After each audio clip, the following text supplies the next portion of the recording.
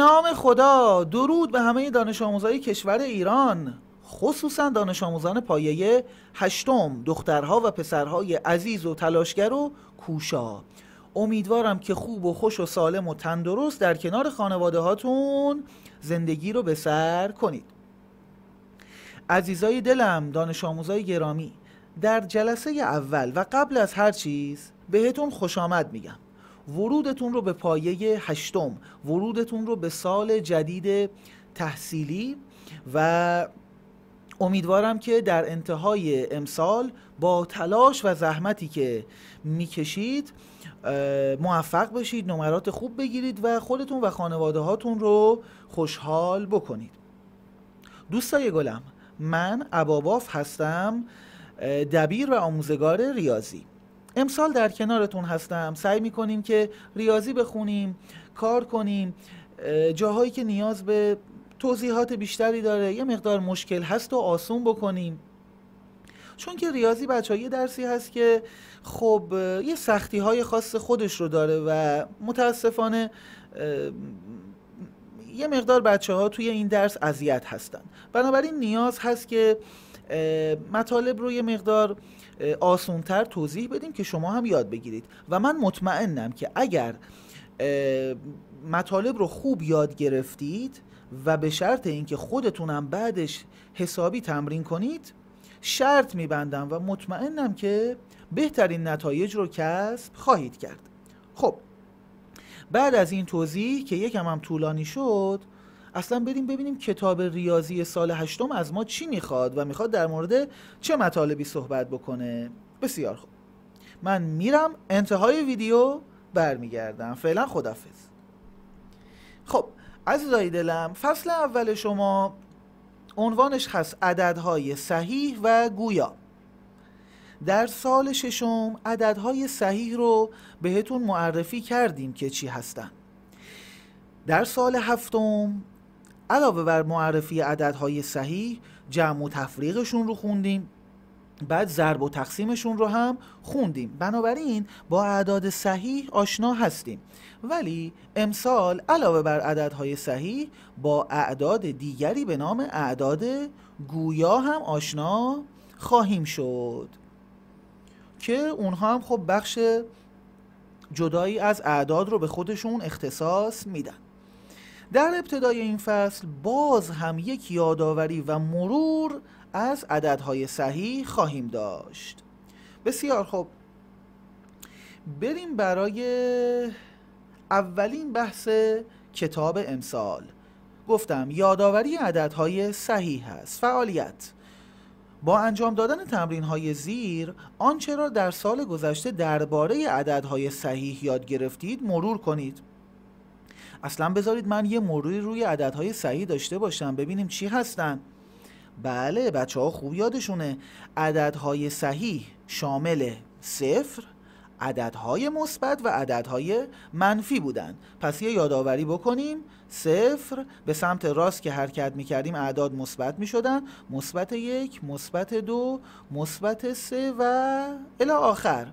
از 0 به سمت چپ که حرکت میکردیم اعداد منفی میشدن، منفی 1، منفی 2، منفی 3 و الی آخر. یادمون باشه تمام عددهای صحیح از 0 و عددهای منفی بزرگترن. عدد 0 از عددهای مثبت کوچکتره ولی از تمام عددهای منفی بزرگتره. عددهای منفی از 0 و عددهای مثبت کوچکتر بودن. هرچی به سمت راست حرکت می کردیم، یعنی به سمت مثبت ها، عددها چی می شدن؟ بزرگتر می شدن. هرچی به سمت چپ حرکت می کردیم اعداد کوچکتر می شدن. خب و یه نکته دیگه، ما به عددهای صحیح مثبت، نه صفران، از مثبت ها که از مثبت 1 شروع میشه، از مثبت 1 به بعد میگفتیم اعداد طبیعی. پس اعداد طبیعی همان اعداد صحیح مثبت هستند. اعداد طبیعی از مثبت 1 شروع میشن. 0 جزء اعداد طبیعی نیست. که اگه میخواستیم صفر رو هم بیاریم، یعنی از صفر شروع بکنیم، به این اعداد میگفتیم چی؟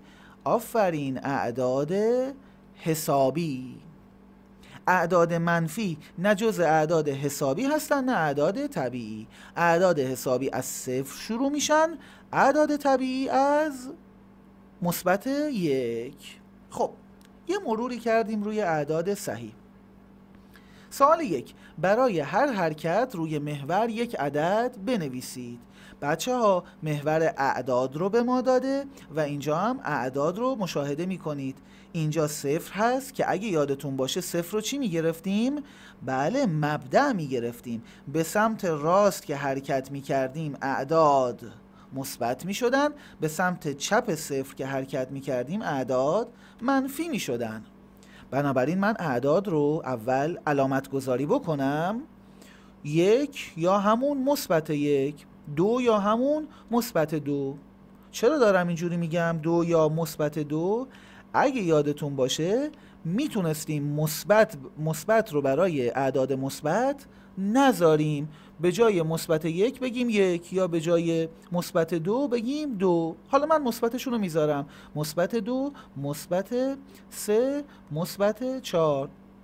از صفر که به سمت چپ میریم منفی 1، منفی 2، منفی 3، منفی 4. خب هر واحد محور ما داره چه عددی رو نشون میده؟ 0، 1، 2، 3، 4. بله، هر واحد نشان دهنده یک عدد هست، یکی یکی داره تغییر میکنه. خب حالا باید این حرکت ها رو نشون بدیم. ببینید یه جهشی اتفاق افتاده، این جهشه و این حرکته رو باید نشون بدیم. چند واحد داره جا به جا میشه؟ از مثبت 4 داره میاد به سمت مثبت 2. 1، 2. پس حرکتش 2 تاست. اما علامتش چی بود؟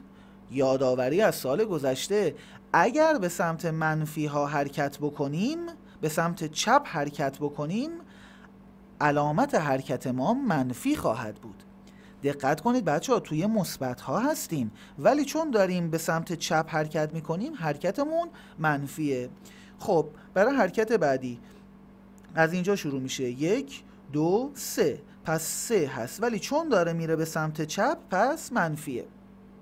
اینجا از منفی 4 داره میاد به سمت منفی 2. 1، 2. حرکت ما اندازش 2 تاست ولی چون داره میره به سمت راست مثبت 2 هست. ببینید تو عددهای منفی قرار داریم ولی حرکتمون داره میره به سمت راست، بنابراین مثبت میشه. اینجا اولا بنویسیم اعداد رو. محور اعداد داره چند تا تغییر میکنه. 0، 10، 20، 30، 40. داره 10 تا تغییر میکنه بچه ها. هر واحد نشان دهنده 10 عدده.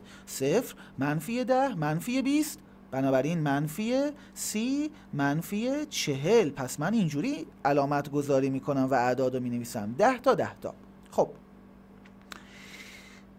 از 40 اومدیم به 30، بنابراین حرکتمون 10 تاست و چون داریم میایم به سمت چپ منفی 10.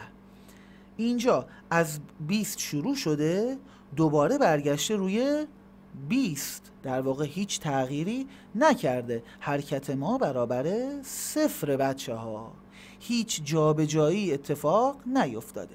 اینجا از 0 اومده به سمت 10، پس حرکتمون 10 تاست و چون داریم میریم به سمت راست مثبت 10.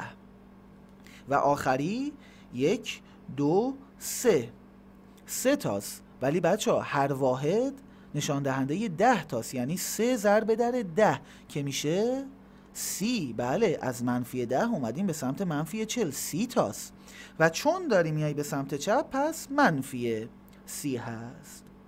خب سوال 2، یه مروری داشته باشیم روی قرینه اعداد. یادآوری بکنیم قرینه اعداد رو با یک منفی سمت چپشون نشون میدادیم. قرینه اعداد مثبت یک عدد منفی بود، قرینه اعداد منفی یک عدد مثبت بود. 0 قرینه نداشت و در واقع همون 0 میشد.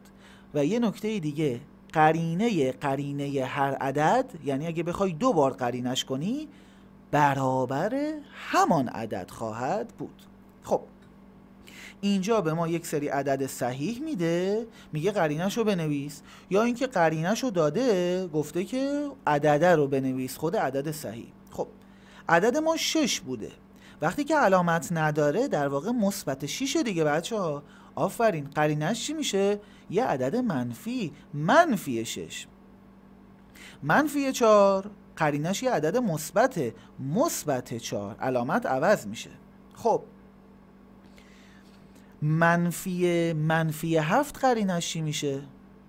خب اول پیدا بکنیم منفی 7 یعنی چی؟ یادتون بیاد از پارسال اینو من میتونستم بخونم که قرینه منفی 7. آفرین، قرینه منفی 7 میشه مثبت 7. حالا کل این عدد میشه مثبت 7. قرینه مثبت 7 چی میشه؟ بله میشه منفی 7. صفر که قرینه نداشت خودش بود. حالا اینجا قرینه به ما داده، گفته خود عدد رو بنویس. اگه قرینش منفی 8 باشه خود عدد چی بوده؟ بله وقتی قرینه منفیه عدد ما یه عدد مثبت بوده، مثبت 8 بوده. قرینه 5 مثبت 5، پس عدد منفی 5 بوده. و اینجا عدد 3 بوده، قرینه شده منفی 3. این هم یه یادآوری از قرینه ها. بریم برای سوال سوم. حاصل عبارت‌های زیر را به دست آورید. اینجا داره یادآوری میکنه در مورد ضرب و تقسیم اعداد صحیح. ما هم یه یادآوری بکنیم خصوصا در مورد علامت هاشون. حالا توی این ردیف دوم وقتی رسیدیم به ضرب و تقسیم، من اون یادآوریه رو به شما خواهم گفت. ردیف اول جمع و تفریق عددهای صحیحه. برای جمع و تفریق عددهای صحیح 4 تا نکته مهم داشتیم. خوب دقت کنید. اگر 2 تا عدد مثبت بودن با هم جمع می کردیم، علامتشون مثبت می شد. اگر 2 تا عدد منفی بودن باز هم با هم جمع می کردیم، علامتشون منفی می شد فقط. اگر هم علامت نبودن و عدد مثبت بزرگتر بود، کم می کردیم، علامت جواب نهاییمون مثبت می شد. اگر هم علامت نبودن ولی منفی بزرگتر بود، باز کم می کردیم ولی علامت جواب نهاییمون منفی می شد. این یادآوری از جمع و تفریق عددهای صحیح. حالا بریم این 4 تا رو جواب بدیم. منفی 16 به اضافه 12 هم علامت نیستن، از هم کم میشن. 16 منهای 12 بله میشه 4، و چون 16 بزرگتره و منفیه بنابراین 4 هم منفی میشه. 8 منهای 12 هم علامت نیستن، 8 مثبت 12 منفیه، از هم کم میشن میشه 4، و چون 12 بزرگتره و منفیه بنابراین جواب نهایی ما هم منفی 4 خواهد بود. منفی 3 به اضافه 9 باز هم علامت نیستن، از هم کمشون میکنیم. 9 منهای 3 میشه 6، و چون 9 بزرگتره و مثبته پس جواب نهایی ما هم مثبت خواهد بود. منفی 4 منهای 8. آها، اینجا 2 تا هم علامتن پس با هم جمع میشن. 4 و 8 میشه 12، و قطعا چون 2 تاشون منفیان جواب نهایی ما هم منفی خواهد بود. خب یادآوری از ضرب و تقسیم عددهای صحیح. یادآوری علامتشون. مثبت در مثبت چی میشد؟ مثبت. منفی در منفی مثبت. منفی در مثبت منفی. پس بچه ها اگر هم علامت بودن یعنی مثبت در مثبت بود یا منفی در منفی بود، جواب نهایی ما مثبته. ولی اگر یکی مثبت بود یکی منفی، جواب منفی خواهد بود. خب منفی 3 ضرب در 7، 3 هفتا 21. این که مشخصه ولی علامتش چیه؟ یکی منفیه یکی مثبته. منفی در مثبت منفی. منفی 8 تقسیم بر منفی 4. 8 تقسیم بر 4 2. هر دوتا منفی هن. منفی در منفی مثبت، پس میشه مثبت 2. 12 تقسیم بر 2 6. 12 منفی 2 مثبت. منفی در مثبت منفی. اینجا ضرب داریم. 4 ضرب در 3 12. 4 منفی 3 هم منفی. منفی در منفی مثبت. 4 3 تا 12 تا ببخشید. بله، بریم سوال آخر این صفحه. خب گفته حاصل عبارت ها را با توجه به ترتیب عملیات به دست بیاورید. منظورش از ترتیب عملیات چیه عزیزای دلم؟ بله، یه وقتایی ما توی یک سوال جمع داریم، تفریق داریم، ضرب داریم، پرانتز داریم، توان و جذر داریم. ما که نمیتونیم همینجوری هر جور دلمون خواست عملیات رو انجام بدیم. ترتیب داره. بچه ها من این ترتیب رو واسهتون می نویسم. تو صفحه بعدم باش کار داریم، احتمالا تو صفحه بعدم دوباره بنویسم. وقتی یه سوالی دیدید که چند تا عملیات داشت، 1 اول میری تکلیف پرانتز رو مشخص میکنی عزیز دلم، اول پرانتز. 2 اگر جذری دیدی یا توانی دیدی میری سراغ اون، توان و جذر رو مشخص میکنی. 3 میری سراغ ضرب و تقسیم و آخرین مرحله جمع و تفریق هست. اینا رو به خاطر بسپر عزیز دلم. پرانتز، توان و جذر، بعد ضرب و تقسیم، بعد جمع و تفریق. خب ببینید الان اینجا تفریق داریم، ضرب هم داریم. اولویت با کیه؟ بله با ضرب هست. خب بنابراین اول منفی 3 رو من ضرب در 5 میکنم. 3 5 تا میشه 15 تا. 3 منفی 5 مثبت. منفی در مثبت میشه منفی، پس میشه منفی 15. این قسمت میشه منفی 15. منفی 8 رو می نویسم منهای 15 یا همون منفی 15. حالا تفریق داریم. منفی 8 منهای 15 دوتا هم علامتن، بنابراین با هم جمع خواهند شد. 15 به اضافه 8 بله میشه 23 و چون هر دوتا منفی هن قطعا جواب ما هم منفی خواهد شد. اینجا تقسیم داریم، ضرب داریم، تفریق هم داریم. اول بحث ضرب و تقسیم بچه ها. خب الان تقسیم و ضرب که اولویتشون با همه، کدوم باید انجام بدم؟ اول این تقسیمه یا ضربه؟ وقتی اینجوری دیدید بچه ها از سمت چپ به راست انجام بدید.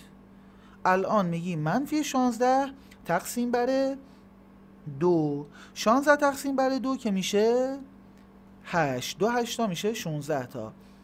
یکی منفی یکی مثبت، پس میشه منفی 8.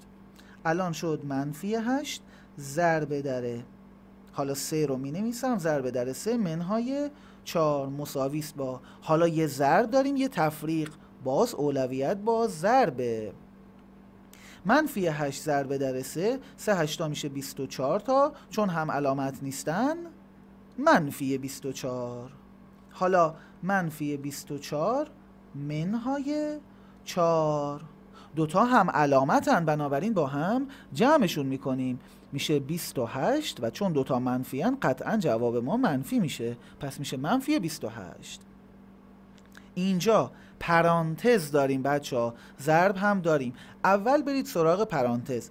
ببینید بچه ها ما تفریق هم داریم ولی تفریق داخل پرانتزه. اول تکلیف پرانتز رو مشخص کنید، بعد اگر چند تا پرانتز توی هم داشتید از داخلی ترین پرانتز شروع میکنید. الان ببینید اینجا 2 تا پرانتز داخل هم داریم. اول میگیم که 8 منهای 9 که میشه منفی 1. حالا اینجا چی دارم؟ یک. حالا میخوام بیام پرانتز بزرگه رو کار کنم. اول این پرانتز داخلیه رو کار کردم، حالا این پرانتز بزرگه. 1 منهای -1. قبول دارید این قسمت رو میتونم بخونم قرینه -1. آفرین، قرینه -1 میشه مثبت 1. پس میتونم بگم 1 به اضافه 1 که کل این پرانتز الان میشه چی؟ 1 به اضافه 1 میشه 2 یا 2 مثبت. حالا اینو من می نویسم دوباره. اینجا که 1 منهای 2 داشتیم ضرب در کل این پرانتز هم شد 2 مثبت، اینم 2. الان تفریق داریم، ضرب هم داریم. بله، اولویت با کیه؟ با ضربه. -2 ضرب در 2 دو تا که میشه 4 تا و چون یکی مثبت یکی منفیه، یکی منفیه یکی مثبت، هم علامت نیستن، پس اینجا میشه منفی. الان میشه 1 منهای 4. 1 منهای 4 هم میشه -3. بریم برای بعدی. تقسیم، تفریق، ضرب. اول تقسیم و ضرب رو انجام میدیم. -4 تقسیم بر 4. 4 تقسیم بر 4 که میشه 1. یه دونه منفیه، یکی مثبته، هم علامت نیستن، بنابراین میشه -1. اینجا -4 ضرب در 3. 4 3 تا 12 تا. منفی در مثبت میشه منفی. پس الان چی داریم؟ از این قسمت -1، از این قسمت هم -12. هم علامتن و منفی‌ان دوتاشون، بنابراین با هم جمع میشن میشه 13. چون دوتا منفی‌ان علامتش هم منفی میشه. بچه‌ها جمع و تفریق رو با ضرب و تقسیم اشتباه نگیری ها. نگی که چون دوتاش منفی‌ان منفی در منفی بشه مثبت. اون برای ضرب و تقسیمه ها. قانون جمع و تفریق چی بود؟ وقتی که دوتا هم علامت باشن و منفی باشن با هم جمعشون میکردیم، علامتش هم منفی میشد. 12 به اضافه 1 میشه 13، علامتش هم که منفی هست. خب من برگردم. سلام دوباره بچه ها. صفحه 2 به پایان رسید. اصلا صفحه سختی نبود، یادآوری از سال گذشته بود. فقط لازمه که شما دوباره همین تمرینات رو کار کنید. دانش آموزایی که سالهای قبل با ما بودن که میدونن، چندین بار بهشون گفتم، ولی اونایی که امسال به ما اضافه شدن دوباره نکته اصلی رو میگم. خودکار معروف رو میارم و بهتون میگم. عزیزای دلم، اگه بخواید فقط ویدیوها رو نگاه بکنید یا ببینید سر کلاس معلمتون چی میگه، هیچ اتفاقی توی ریاضی برای شما نمیافته. حتما باید یک دفتر داشته باشید، سر خودکار رو بردارید و خودتون دقیقاً بنویسید. حتی اگر جوابها رو کامل بلد هستید، باز دوباره باید بنویسید که راه حل‌ها و فرمول‌ها توی ذهنتون ثبت بشه. بسیار خوب عزیزای دلم، خسته نباشید. برای همتون آرزوی سلامتی دارم. سعی کنید موفق باشید.